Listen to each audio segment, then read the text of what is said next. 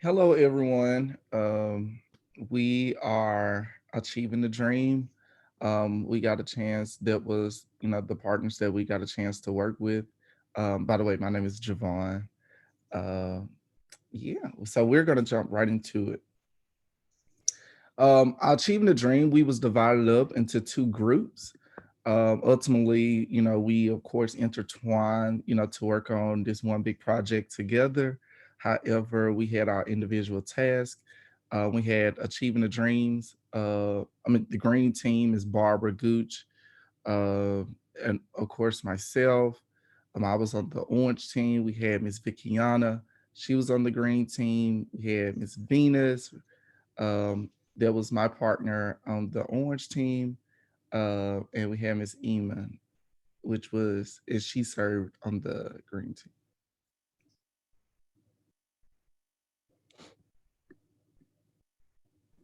So on the orange team, just gonna share a few of the highlights of some of the things that we did.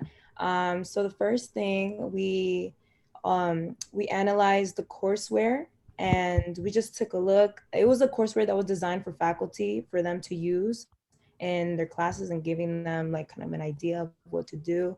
And another project that I worked on was a survey evaluation. So from that course, after analyzing it, I analyzed all the surveys that they had given back to us, and I summarized the contents and I submitted them to Susan.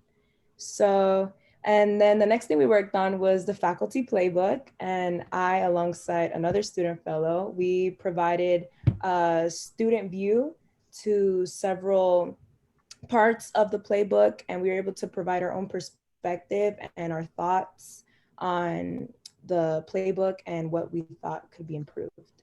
And other individual tasks I had was I participated in the Every Learner convening where I shared out on conditions for centering student voice, and I answered several questions alongside other student fellows, and we made student videos on our experiences as college students for the ELE network.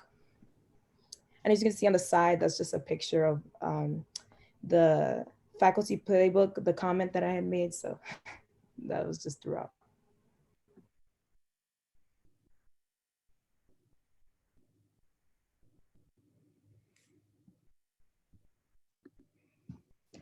Hi, I'm Barbara Gooch, and I am going to be sharing some of the Green Team experience with Achieving the Dream. And I'm going to talk about the first event that we did.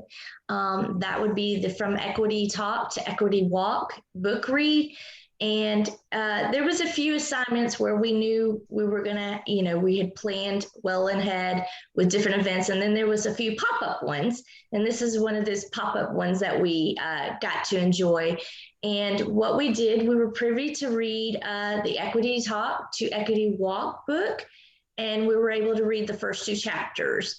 And then we joined a webinar that we were able to present or answer some student questions and stuff like that on our Equity Walk and talk. The first chapter was actually titled the same as the book, Equity Talk to Equity Walk, and the second chapter was Building an Equity-Minded Campus. It really challenged us, I feel like, to look at various terms, various situations, and anything dealing with equity. And with me living in a rural area, that kind of helped challenge some of the perspectives that I had, or to grow different perspectives.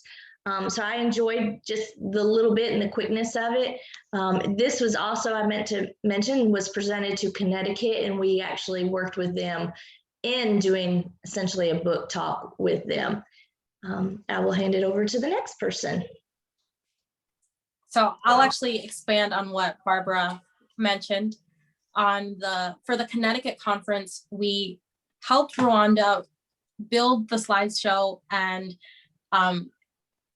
it wasn't a big project, but it was really nice to see, like, even at such a small scale, how it blossomed from the like pre-planning stage to us actually helping facilitate. And Eeman attended the morning session and helped to facilitate, and then I was in the afternoon session. And by the time the afternoon rolled around, like, I could tell that they were just emotionally drained the professors. And it made me realize that equity work, it's not just like a box to tick or check. It definitely requires for us to take into account our own emotions and where we are in our own journeys. And that's an assumption that I had that was disproven. I thought that everyone was on the same equity journey that I was on, and that everyone, like, they were woke and they understood Black Lives Matter, everything. It made me learn, but also realize, like, it's okay to be in different parts of your journey. And this journey with ATD is not over yet. We still have another event coming up, and Eeman's going to tell you about that. Hey guys, so like Venus and Barbara kind of touched on, we had done a student panel, the book talk, and we'd done an abolitionist teaching, which we'll talk about later. But combined with the social identity presentation that we did and the talk and learning about equity, we are currently working on an Ohio summit where we're discussing adaptive learning. So far, we've been working behind the scenes and reviewing, we've reviewed 3 case studies and prepared questions for a student panel to kind of discuss the pros and cons of adaptive learning. And Vickiana is set to moderate that panel later in June. But we are kind of working towards that right now. Within our green team, we've kind of done individual tasks for ELE and ATD. And I'll hand it off to Barbara first to kind of discuss her rural initiative. Yeah, before I get to that, I did want to say it was really enjoying. We quickly reviewed these and stuff, but we had so many roles and so many different things that we were able to do, from creating that slideshow to facilitating to watching breakout rooms to learning to moderate, ask questions. It was a really neat experience that we were able to do these different roles and learn from different ways, and then also challenge our thinking in the process. One of those is Miss Rwanda realized that I was from a rural area and that I really had a strong desire for the rural area. And so she allowed me to work with Miss Meredith Hatch within the rural area, or rural initiative that Achieving the Dream is getting ready to roll out. I didn't get to do this as much as I would have loved to. If I would have loved to have dove in there even more. It was a great project. I'm excited for it. However, what they are doing is they've got a few colleges that are signed up, and they're going to help them with their workforce placement pipeline, and just several different workforce or rural initiatives, and just bringing awareness to the rural area. I think often we're overlooked, and I appreciate that ATD is actually taking that initiative on. Within that, I was able to make some of the communication presentations that will be coming out later on for social media and stuff like that. So they showed me the PowerPoint, and I was able to kind of just tailor it to student perspectives that will get shown later on, that they will write about or do videos on, something to grab attention for the rural area. I was also able to do a works cited for a lot of their sources that they're doing and stuff. So it was kind of funny because it matched up right with a project that I was doing for my school. So I was like, okay, I got this. But other than that, that's just a small synopsis. Eeman, I'm going to go ahead and hand it to you. Sure. My kind of individual tasks were kind of with ELE, and I did a podcast with EDUCAUSE with some fellows outside of ATD, and as well as working on a blog with ELE currently. And I'll quickly hand it off to Vickiana. So you'll notice that we did a lot of facilitating and working with faculty and helping to make things into a conversation. And such as Venus was on the other side of things with the faculty playbook, I got to contribute to the Caring for Students playbook, and I included my student voice along with Ariana Castro. She's on another team. And also down the line, I had the honor of introducing Bettina Love. Rwanda, John, and Dr. Stout were all so gracious to arrange that, and they really allowed for me to have a platform and to share my voice. And that inspired me to actually write a book on spirit murdering. And I had this talk already planned out, and I was going to call it a silent yet violent genocide. But then once I read Dr. Bettina Love's book is when I realized, like, it just connected the dots for me. So I had my own puzzle pieces, but when I read that book and participated in the presentation, that was the missing piece I needed, and it turned my personal experience into a global issue, and I was able to participate in a larger conversation, a conversation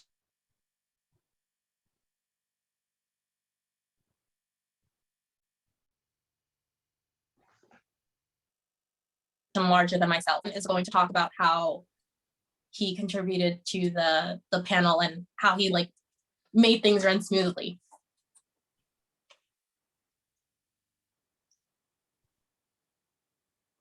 Javon.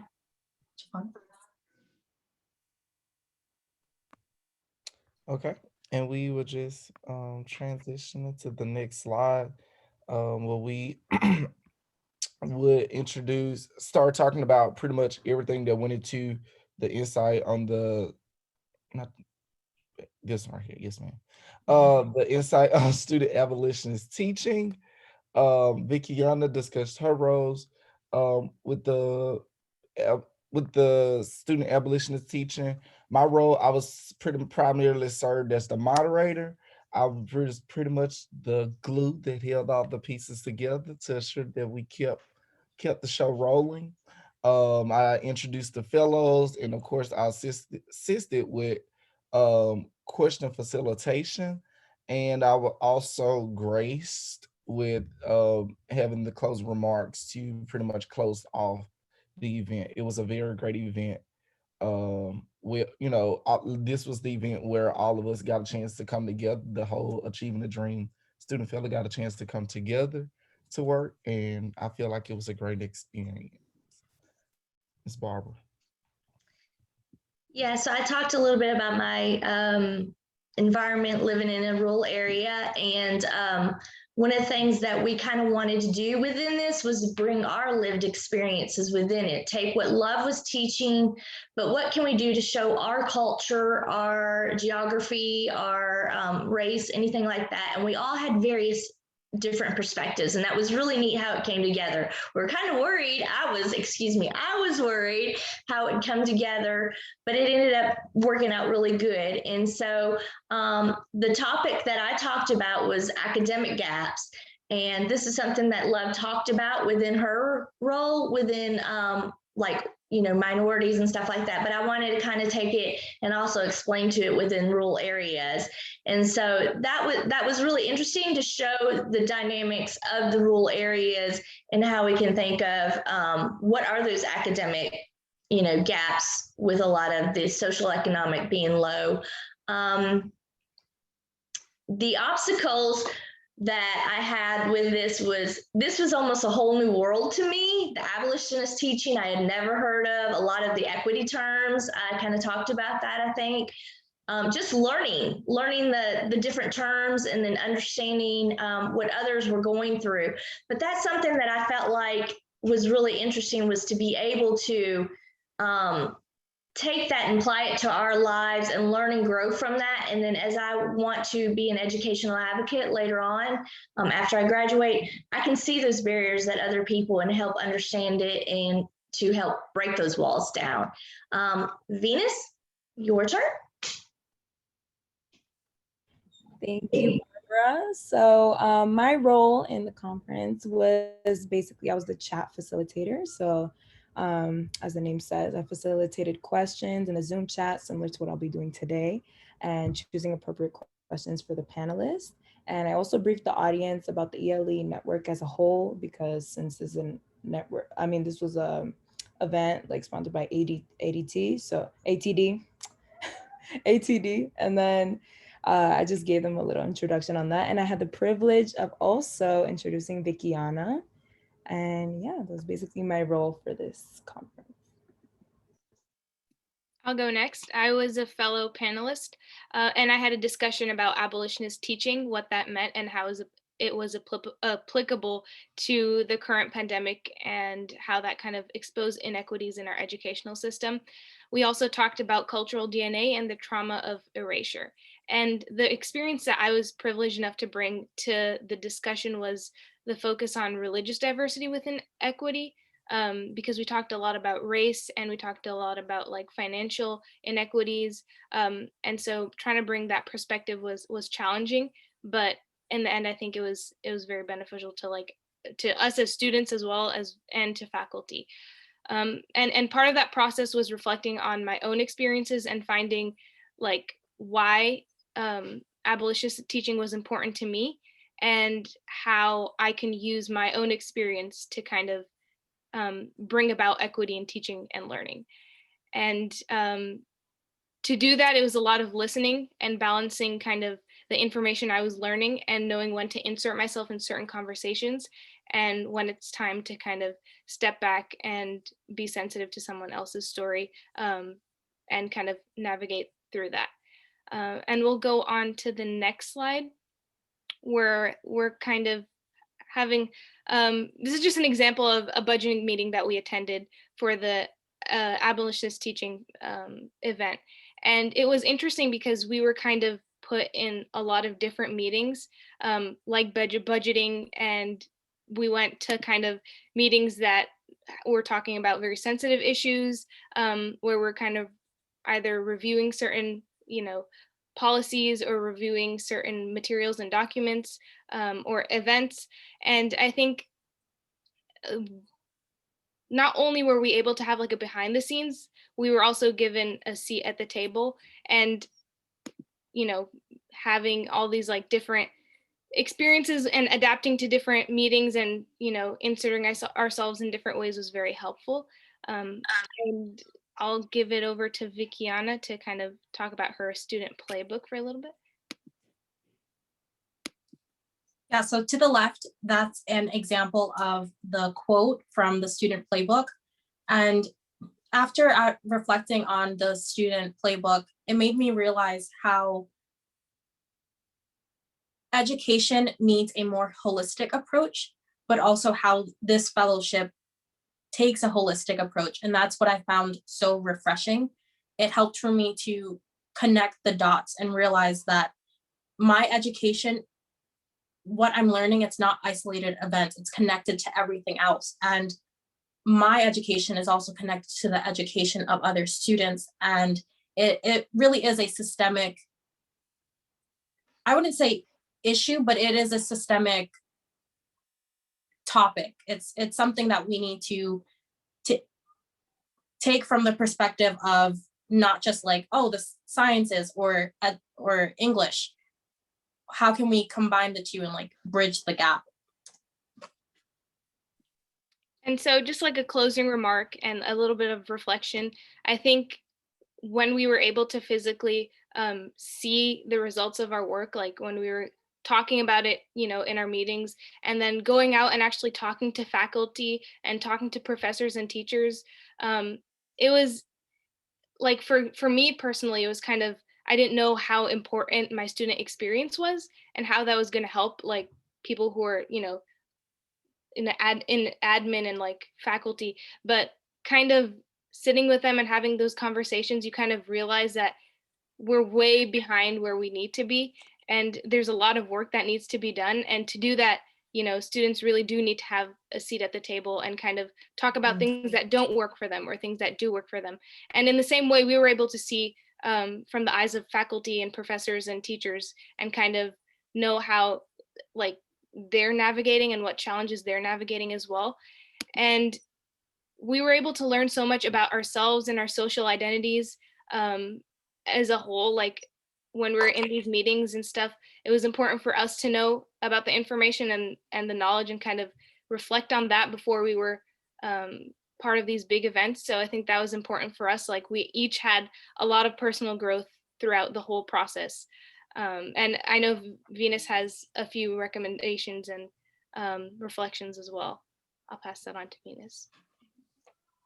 So just to piggyback off of what Eeman said, I really valued the fact that they took our voices as students and they incorporated it into whatever task or anything that we were doing. So specifically when I worked on the faculty playbook, I valued that they allowed for me to share my own experiences as a college student and utilizing those experiences in order to create a resource that instructors can use, especially coming from a minoritized student. So I think it would be also interesting to follow up with those faculty members and see how valuable our point of view was for them and how it will help them like from here on out, and just seeing how it changed their point of view. And also just one recommendation I would have that they mentioned before was just asking consistently for feedback. I feel like that was something that I appreciated when they would ask my thoughts on certain things, not just for ATD in general, for the ELE network, when they would just ask, what are our thoughts on this? What do we think about that? And yeah, just involving us in the meetings. I think that was a fun dynamic. We were able to see what was going on, like behind the scenes, like what it takes to set up these conferences and these special events. So yeah, now I'll pass it on to Javon. Well, this is Dr. Karen Stout, I'm sorry. Dr. Karen Stout, she served as the president for Achieving the Dream. So, of course, we want to give her thanks because we got a chance to talk with the president. That is very uncommon, that she would take the time out of her busy schedule, to accommodate us.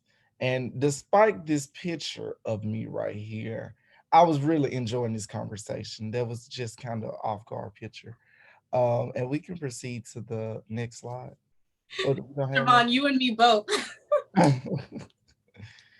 Also, we would like to thank all of the people that was involved throughout this whole process. We had Miss Sarah, Miss Tina, Miss Rwanda, Miss Tia, and of course, I said of course because Miss Susan, I worked directly with Miss Susan, and she was such a jewel. So we would like to thank all of you guys for your hand in assuring that this fellowship was a success for all of us. And with Yes. we Thank you will- so much. We couldn't have done it without you. Thank you, guys. Okay, so now we'll be moving on to the questions. I see we have a couple minutes left. So if you guys have any questions, you guys can ask them in the chat box and we'll try our very best to answer them. Awesome. Thank you so much, Achieving the Dream team. That was an excellent presentation. We did have one question earlier, Vickiana, when will your book be available for pre-order? So just keep people posted on that. I had a question. I know that your team had opportunities to engage in conversations directly with some faculty, and I was wondering if you could elaborate on that and what was the most challenging part of having tough conversations with faculty. If any of you could speak to that. I mean, I can try to speak to that. I think one thing that like I ran to a few times was that sometimes like as a student, your perspective is maybe not that appreciated than like instead of like a teacher who's been working there for a long time and probably has more experience as a faculty than you do as a student. And also kind of having that validation as a student, like that this was my experience and I kind of own it. And because of that, I would like to see this. And also we were talking a lot about kind of diversifying curriculum. And so as a STEM major, for a lot of professors who were STEM professors, it was hard for them to kind of go around that and to kind of find ways to incorporate diversity and equity into their curriculums. And so that was an interesting conversation. And I think as maybe this fellowship continues, that barrier can be broken down a little bit further. And the more students and faculty and teachers and professors have those conversations, the more, flexibility and, diversity that we can have in curriculums and classrooms. Okay, so I see that Christina has a question. I'll direct this over to Javon. So her question was, what can you take from your experience into your future work? For me, especially being that once I graduate in December, I'll actually be transitioning to Auburn to pursue my graduate program in higher education with the ultimate goal of becoming a collegiate president. um the work that we did pretty much working, with the professors to look at the courses and seeing how we can make their courses more equitable. I feel like it is important that I got a chance to pretty much see their work right now and moving into the future when I'm actually on the other side, opposed to from the being the student and actually on the administrative side of the work, knowing like just knowing the question, like knowing the views that I had as a student, and then just ensuring that we are actually putting those practices into practice. So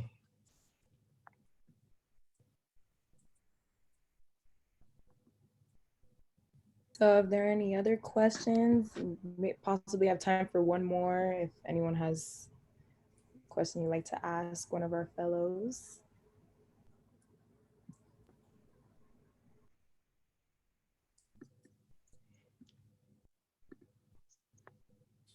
Okay, so I see one. So this question, I guess, for whoever would like to answer, one of the fellows. So what would you say was most empowering to you? Okay, can I? Honestly, I would say being affirmed and feeling seen. I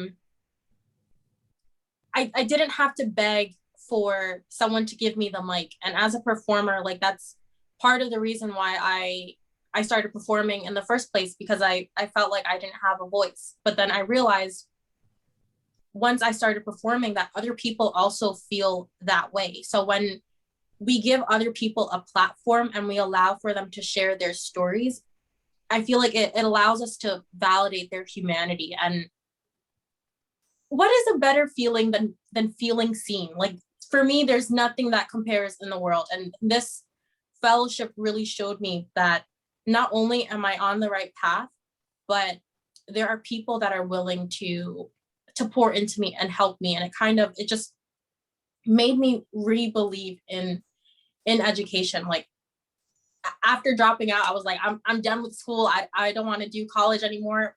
But then I went back to my community college, and then I stumbled across the Every Learner Everywhere Fellowship. And I feel like you guys found me more than I found you. And I feel seen, and for that, I'm forever grateful. Okay, thank you so much. So I guess we'll end our presentation here. Thank you to everyone who was able to join. I appreciate everything that we've been able to do thus far. And I'm sure all of the fellows are very grateful, as I am, for this wonderful experience. So I'll pass it off to Tynan.